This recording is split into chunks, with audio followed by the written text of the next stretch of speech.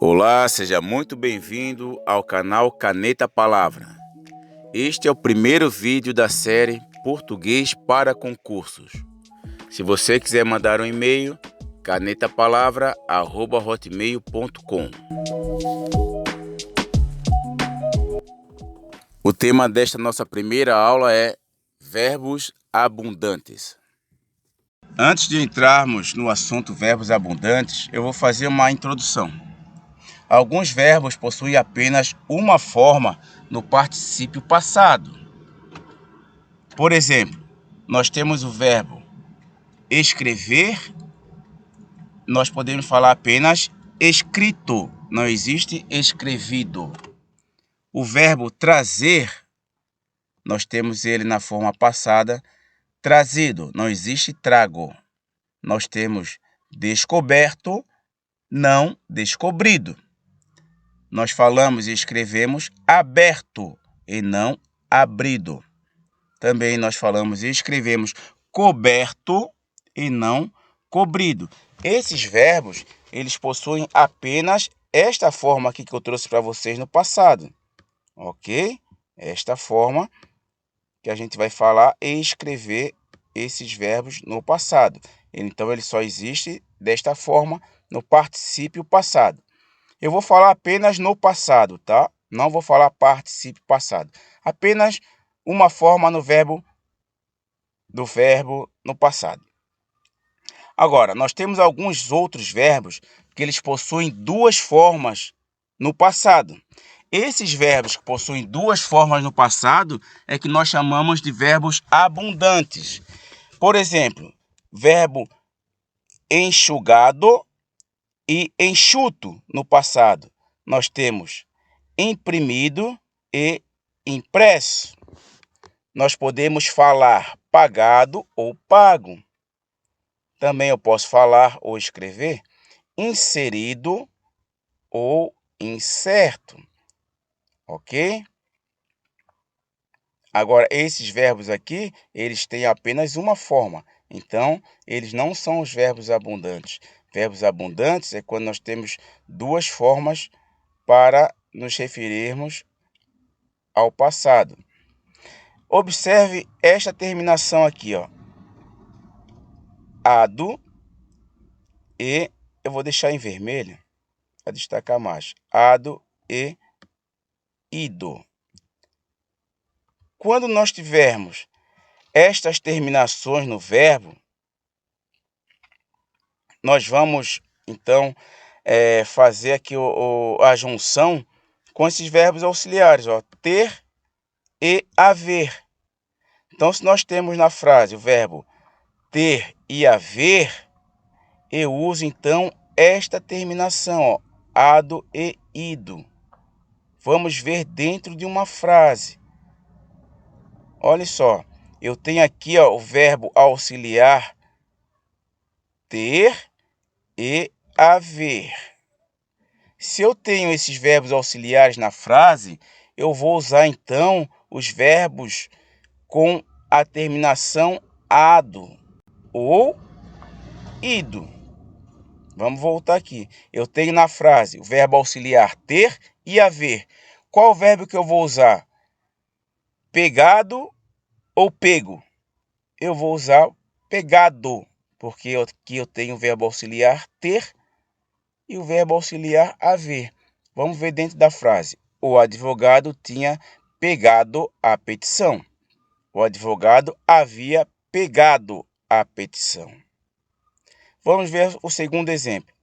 A juíza tinha inserido ele no processo. A juíza havia inserido ele no processo. Por que eu usei inserido e não incerto? Porque eu tenho o verbo auxiliar ter e haver. Eu tinha imprimido o documento ou eu havia imprimido o documento. Por que eu não usei impresso? Porque eu tenho o verbo auxiliar ter. Olha aqui ele. Verbo auxiliar ter, eu uso a terminação ido ou ado. Verbo auxiliar haver, eu uso a terminação ido ou ado. Eles têm elegido o funcionário mais antigo todos os anos. Verbo ter, eu vou usar o quê? Terminação ido ou ado. Por que eu botei aqui com acento? Porque está no plural. Se eu tivesse apenas ele, eu não botaria acento no verbo tem. Ok? Então vamos lá. E quando que eu não uso o ado e o ido? Quando eu tenho na frase esses verbos aqui, ó, ser, estar, ficar. Tranquilo. Tranquilo para entender. O inquérito será impresso. Se eu tivesse aqui o verbo ter ou haver, eu botaria imprimido. O inquérito ficou impresso. Se eu tivesse o verbo haver ou o verbo ter, eu usaria imprimido, ok? A petição foi pega pelo advogado. A petição está pega pelo advogado. Se eu tivesse o verbo haver ou verbo ter, eu usaria pegado, ok? O nome dele está incerto no processo. O acusado foi incerto no processo. O documento foi impresso. Se no lugar do foi eu tivesse aqui haver ou ter, eu usaria então o verbo imprimido. O documento será impresso, ok? Então, olha só, tenho na frase o verbo ser, estar, ficar, eu uso impresso, incerto, ok? Agora vamos ver esses dois exemplos aqui, ó. Eles teriam sido impressos, ele havia ficado eleito, ok? Então, verbo ter, não é ele que vai mandar aqui no esquema, vai ser isso aqui, ó. Sido. Então, impresso. Verbo ficar, ele está mandando aqui na frase. Então, eu uso eleito e não elegido. Ah, mas eu tenho o verbo haver aqui também. Não importa. Quem manda nesse caso aqui, ó, é o verbo ficar. Por isso, eleito. Agora você vai fazer uma brincadeira aí na sua casa. Você vai fazer um exercício de forma oral apenas com esses verbos aqui, ó. A mesma frase, você vai usar haver e o ser.